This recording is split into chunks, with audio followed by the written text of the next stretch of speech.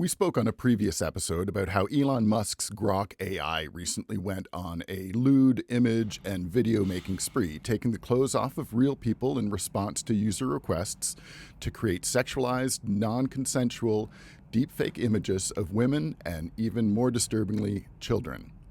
While many people were outraged by this, a seemingly unconcerned Elon Musk just made jokes about it, and the XAI media team responded to inquiries about Grok's behavior with their now standard legacy media lies response. Now, in case this isn't common knowledge, XAI is the only major generative AI company that allows its AI to create pornography. So it's not like this kind of thing isn't preventable. It's just that Grok is essentially made in the image of its disturbed creator, Elon Musk, and so it's ended up being a slimy pervert like Musk himself. And just so you understand the depth of this issue, I'm going to describe a few of these images next, because this goes far beyond anyone being uptight about nudity.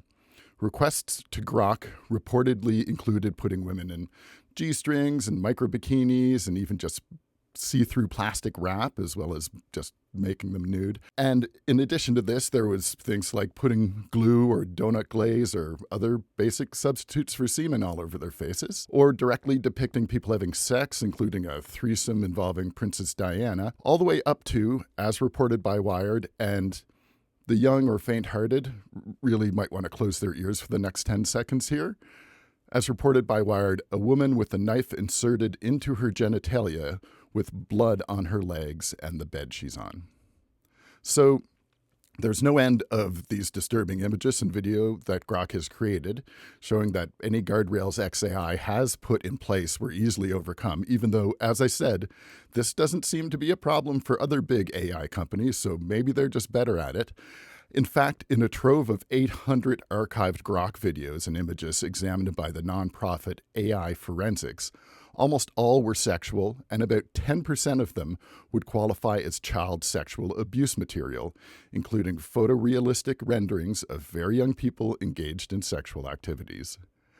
As noted by law professor and image-based sexual abuse expert Claire McGlynn, over the last few weeks, it feels like we've stepped off the cliff and are free-falling into the depths of human depravity. Some people's inhumane impulses are encouraged and facilitated by this technology without guardrails or ethical guidelines. No kidding. And in a very telling move, Musk's next step, after steadily increasing outrage from others, was to restrict that kind of image making to paying customers only, completely missing the point that the customer is not the victim here, and that no, it's not okay to make non-consensual sexualized content of somebody, even if you paid to do so.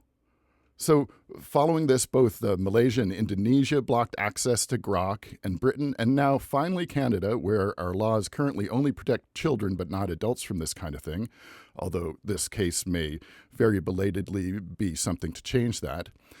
Both Britain and Canada are launching investigations into the matter. On top of this, there's been pressure on Apple and Google to remove X from their app stores, given that this type of behavior is in total violation of both companies' app guidelines. In the latest move, and I should just note that this segment was recorded several days before we went to air, so maybe there's been more happened by now, X finally announced, weeks after this problem began, that it would finally block Grok from creating sexualized imagery of real people, but only in jurisdictions where there were laws against it. I'm sure I don't have to tell any reasonable person that this is not normal behavior. And it's not just tech bros being tech bros. This is the result of the richest man in the world having a complete lack of moral or ethical boundaries. And the fact that he still has any defenders is almost as disturbing as his actions are. So here's hoping that Elon finally gets what he deserves, and that sure as heck is not a $1 trillion payday from Tesla. It's a determined and unyielding legal action on every front possible to finally make him pay for his many sins and the damage he's doing to society. I'm the other Mac. Here's hoping.